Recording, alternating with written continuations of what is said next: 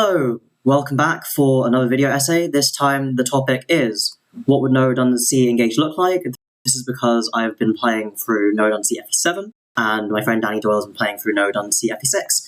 So we're just using a tier list maker for the sake of formatting. I've got all of the Engage characters here, so let's think about what they would look like. Some caveats on all the theory craft. This will involve spoilers for all of the Engage cast, including the DLC units. So if you don't want to be spoiled in any of the units, well, I do have timestamps, and I will leave a break between both the base game spoiler characters and the DLC ones. Do feel free to click off the video if that's a concern for you. For simplicity, I have assumed limited to no reclassing, like only allowing reclassing between people's canon class lines, or integrating aspect of the canon classes of all the units merged into one. This list is mostly based on the role that people fill once they've joined on a maddening playthrough, rather than being exclusively class-based, and I have tried not to displace most units too far from their normal join time.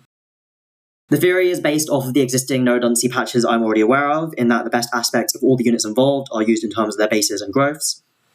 This is probably not going to be balanced in any way, shape or form. I haven't sat down and tried to figure out what the numbers would be like if scaled appropriately to the joining characters' levels, especially for the merging of aspects of classes into a singular class. I may later go back and at least theory craft what this idea would look like, if it does end up sounding interesting to you or to me. I don't currently have the knowledge needed to be able to model the game to fit this, but I can at least calc some numbers. Right, so let's get started. So the main question really is, what on earth is going to happen with Alear? And realistically, no one else can really be fused in with Alear, right? Apart from maybe Sommie, as like a joke selection. So let's just put that in. And we can just call that Sommie is so Jova. While it would be theoretically possible to merge them with a spoiler character later on, they join so much later, and obviously Sommie just has to be stronger. In a serious sense, though, while it does mean that due to not absorbing the qualities of any other units, Alear's combat would likely suffer in comparison to it not changing, while every other unit does. There's only so much you can really do. Since Sommie is all-powerful, though, maybe they would benefit from a slight buff to personal bases and growths. Next of all, we obviously have our Jagen, which will be a triple fusion of Vander, Louis, and Vounaka, with the result, I guess, of a slightly stronger, speedier Lance Axe Great Knight that maybe gets the covert bonus from terrain. The reasoning behind this is that all three of them act as Jagens in different ways. Vander here has really high bulk in the form of his meaty 40 base HP, which is perhaps eclipsed around chapter 10 or 11 when other units start to grow stats to a significant enough degree that the HP alone doesn't make him especially bulky. Louis is there with his high defense, meaning that he takes very minimal to no physical damage from some enemy types up until chapter 9 or 10, and especially if you are using him, then his defense might get to the point where he doesn't get attacked by very many enemies.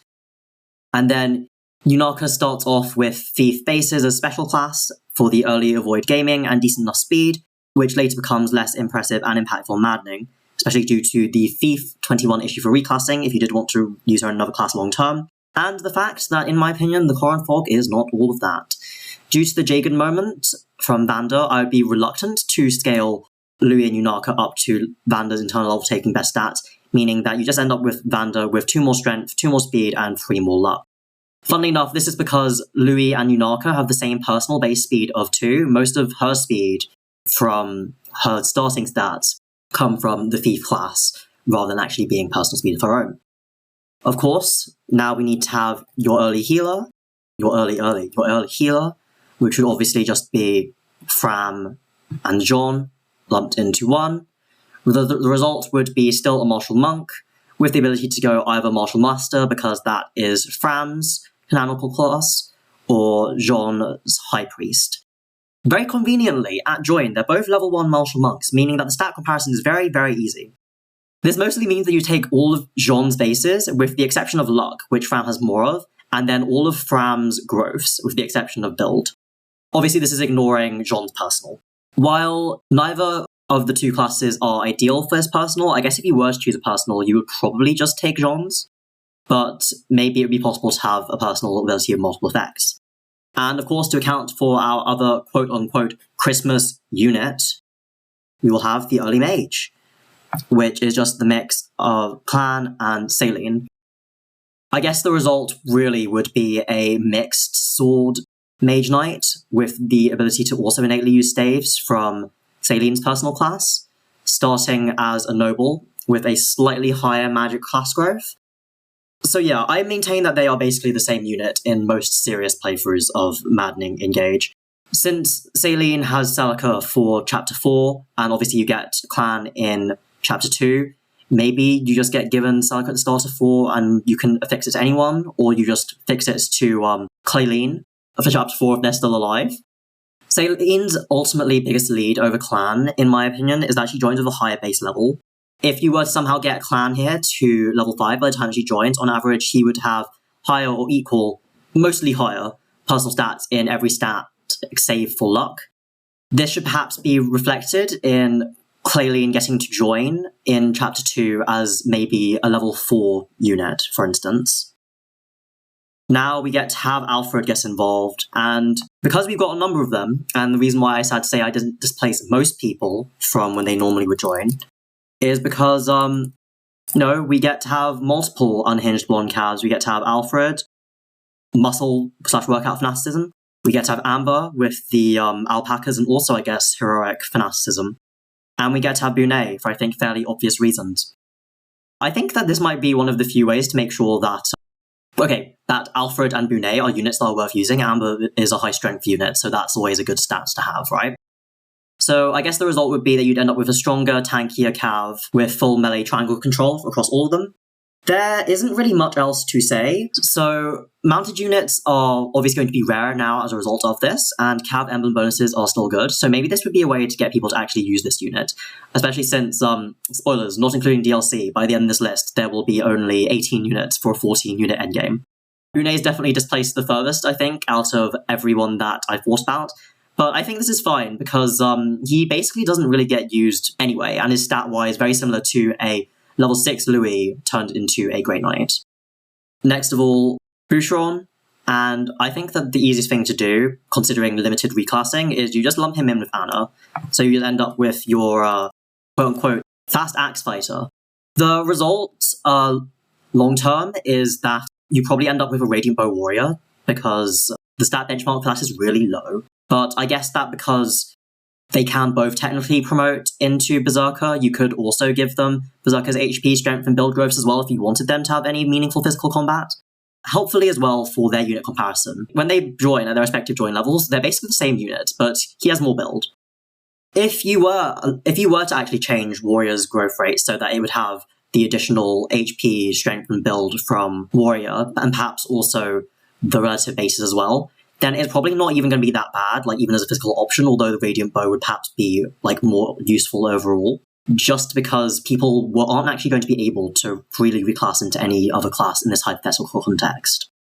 And now we have Etier, and we are going to silence. We're going to silence the Etier-Alearchrist debate, because in this context, where you literally cannot reclass people at all, they're literally the same unit.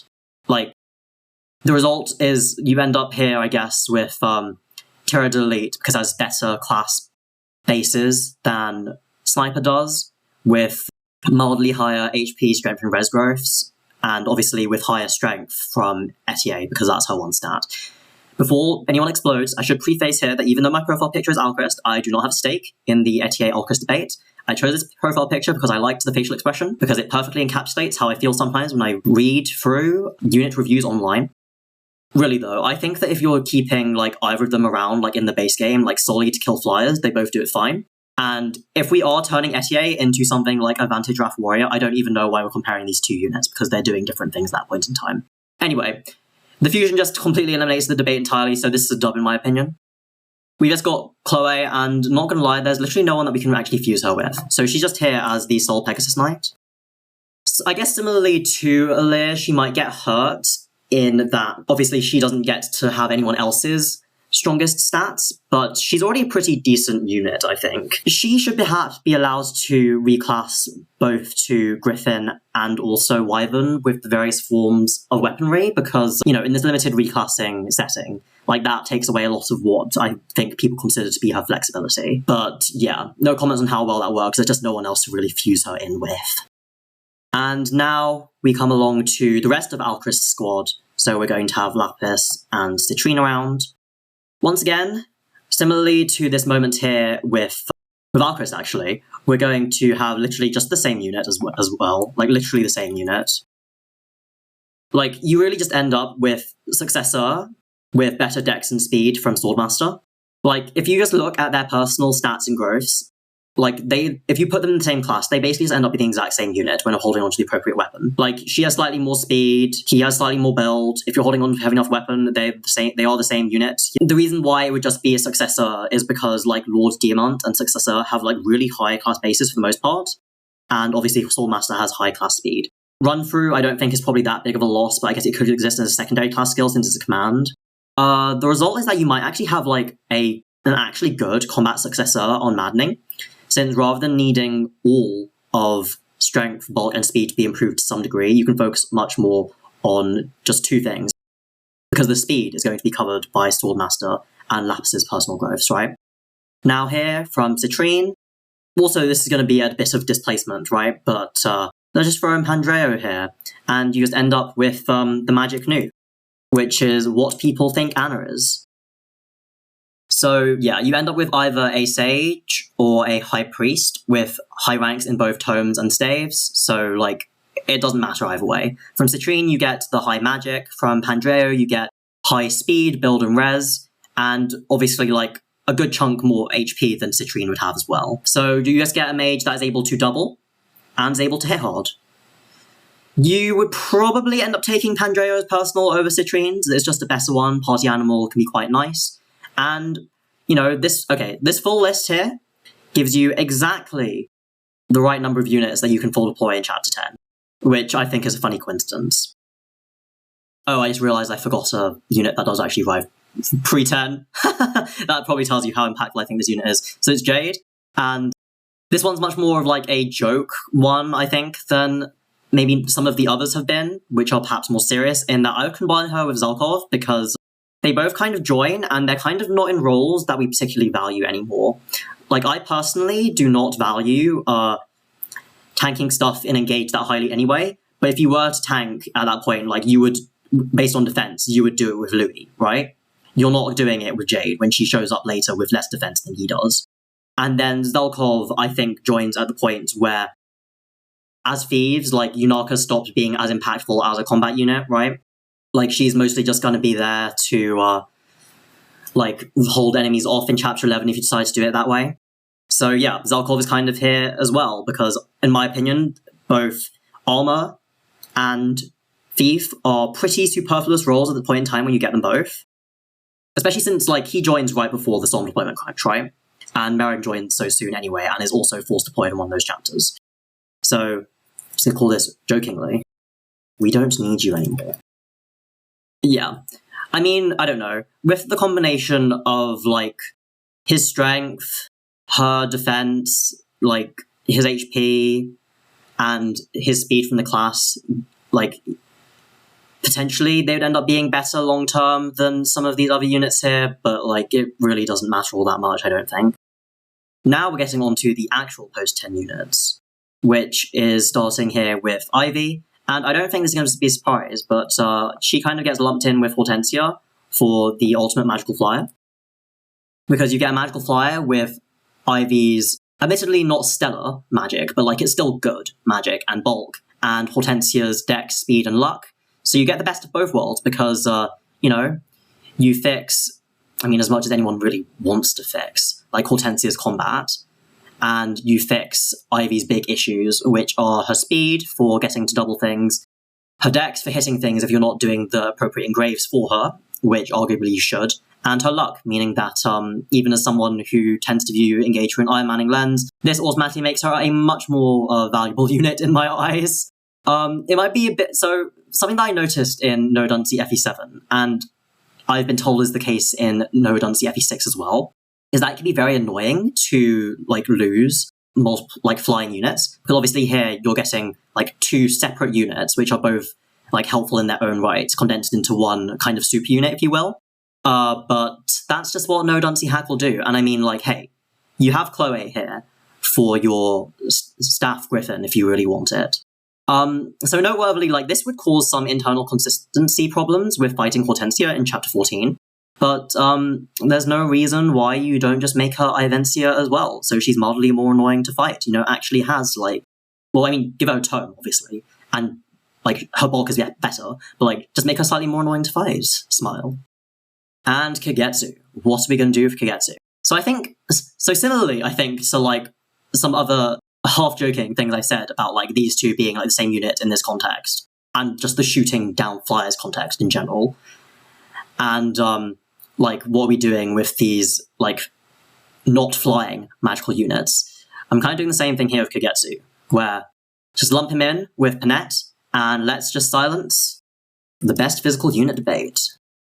So I guess you end up with a sword axe hero with S ranks in both to reflect the fact that he joins as a swordmaster, she joins as a berserker, despite it not having innate axes. It's very convenient to do the stat comparisons for them once again, because they both join at 15-1. You basically just kind of end up with Panette's bulk being 5 points of speed faster, because Kagette has 4 points of speed over her and then point of build, which is a full doubling threshold. So Paninne it's basically just Paninne still does her job, right? Or if we're looking at it from Kagetsu's side, Kagetsu winds up with even freer kills on most enemies throughout the game. It's just quite nice to resolve a debate very nicely by removing it entirely, I think. And now we finally get to have another Cav. So Foggado is here, and you know, there's a limit to how many Cavs we have left, which is literally like 2. Like, we have Merrin and we have the spoiler unit, and the spoiler unit is a bit too far ahead to move forward. So we just have the Hipster Cav, which I guess gives you a... Like, they're both fast. It gives you a fast bow knight that can also use daggers. You end up with a forged dagger in the short term, perhaps one that our Super Jagen has been using for a bit, right? In the long run, you probably end up with the Radiant Bow, because the magic threshold for that is really low, and /or quadding with Brave Bow as a very easy Erica user, as Foggado is already prone to being. Overall, it doesn't really change much about either of their stats, but you end up with a couple of points of strength on Foggado's base, because Merrin has 9 personal strength compared to Foggado's 7, and an extra point of personal build from Merrin. I guess you might also just take a couple of points of Wolf Knight speed and drag it over to Cupido, and I don't think this is a surprise. You take Merrin's personal, because it's so much better. Like, what is his personal skill? I guess as well, like, the deployment limit slots would, because we've kind of already, like, sucked up, like, a lot of the Solemn units that would join during the deployment crunch. Like, it would adjust the deployment slot crunch up accordingly. So, like, you don't have 5 billion units joining you on both 12 and 13, so you have more deployment slots available, I guess. And now, someone who actually joins at the second unit's join time for sure is, it would be Seedol as a base, and we move Seamerra to kind of, like, join in there. With the theming being, looks like a dancer, just be a dancer. Like, when I saw Seamerra's design, I really thought she was just going to be a dancer, and then she simply was not. So, essentially, Seedol just gets to be, like, a tiny bit faster because she has more, like, personal base speed than him, and, like, very minorly bulkier, in addition to his aura of healing doing more things, because I really do like Racket of Psalm as an Iron Manning personal. And the reason why, like, Seedol is the base character here, so we'd have this character joining in 15 as opposed to in 13, is because the goal of 15 is to get Seedol to escape. And Seedol can't do that if he's dead. And I personally tend to have Seamerra die in 13, although obviously I wouldn't do that here. But yeah, so the dance would still just join there with Corrin. I guess the result is that Ike's Ring, you just get given at the start of Chapter 13, because, you know, we've already had Paninne and Merrin's fusions appear in a different chapter. So now we just have 2 units left before the spoiler units and the DLC units. This is partly just because they join in the same chapter, right? It's mostly because they all join in the same chapter. We can just call this, now Erica can give a not awful first impression. You end up with a fast, tanky Wyvern with better starting stats, good overall growths between the two of them, and much less of a training period, because obviously, you know, she provides the bases, right? like, you literally take, like, the vast majority of Goldmary's bases. Like, the only ones that you don't take from Goldmary are HP, because he has a 2 HP lead, Dex, which he has a 1 lead in, and Speed, which he has a 1-point lead in. Like, she has more base strength than he does. And then, similarly to the whole... This is quite similar to the Jean Fran moment, really, right? Like, you take almost all of Risotto's growths, except for defense, because obviously, like, 55 personal defense growth. And I guess luck, Lamau, because Goldmary has a 5% lead.